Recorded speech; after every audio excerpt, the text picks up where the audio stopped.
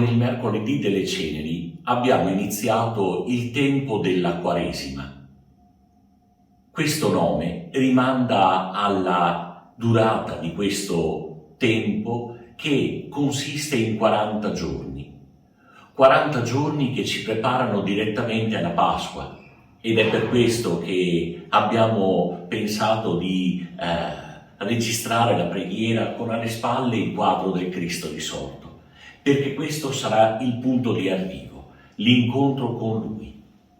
Il tempo della Quaresima nell'antichità era il periodo durante il quale gli adulti che sceglievano di diventare cristiani intensificavano la loro preparazione, vivevano determinate esperienze e partecipavano a dei riti che li preparavano proprio alla grande veglia pasquale, al momento in cui avrebbero ricevuto il sacramento del battesimo, il sacramento della cresima, e partecipando alla prima volta all'Eucaristia sarebbero stati intimamente uniti a Gesù. Noi cristiani abbiamo già ricevuto il battesimo e credo che molti di voi, anche cari ragazzi, abbiano già ricevuto la cresima. Chissà quante volte avremmo partecipato anche all'Eucaristia, mi auguro ogni domenica, accostandoci anche alla comunione, ricevendo il corpo di Cristo. La Quaresima ci permette allora di mettere a fuoco ciò che avviene nella nostra vita quando noi ci lasciamo incontrare da Gesù. È il tempo della preghiera, è il tempo anche del digiuno, inteso non soltanto in senso materiale, in quei giorni in cui è prescritto il mercoledì delle ceneri e il venerdì santo, il tempo dell'astinenza. Questa pratica, la pratica del digiuno, la pratica dell'astinenza, ci rimanda a un altro aspetto molto importante, che è quello della lotta, del combattimento spirituale. Mi chiederete, ma cosa c'entra il combattimento? Cosa c'entra la lotta per un cristiano? Noi dobbiamo essere sempre pronti a lottare contro tutto ciò che ci parla di male ed è male. Ce lo ha testimoniato Gesù nel Vangelo che abbiamo ascoltato ieri, nella prima domenica di Quaresima.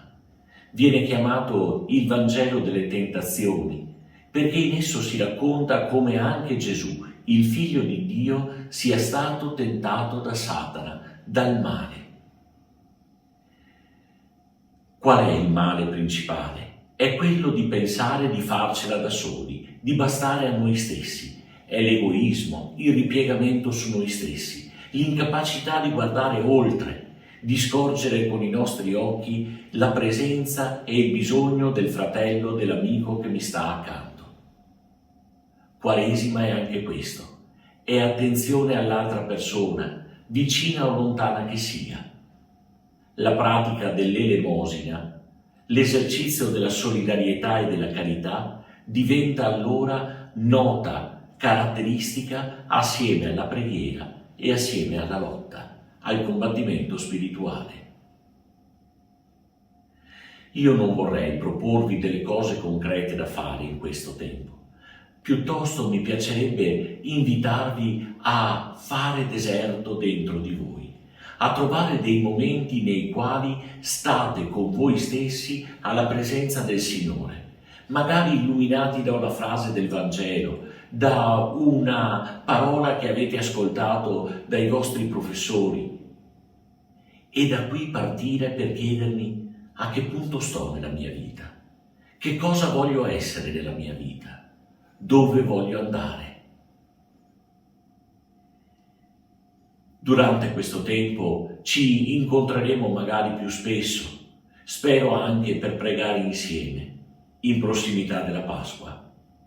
Ora iniziamo questa nostra giornata e questa prima settimana di Quaresima con una preghiera molto bella e antica che ci è suggerita dalla liturgia.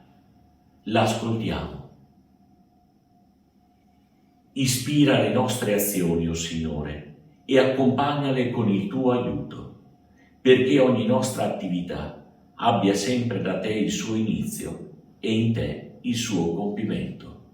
Per Cristo nostro Signore.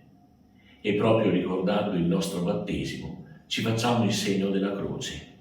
È il segno di Cristo che ci rende consapevoli del nostro appartenere a Lui. Nel nome del Padre e del Figlio e dello Spirito Santo. Amen. Buon cammino di Quaresima a tutti voi.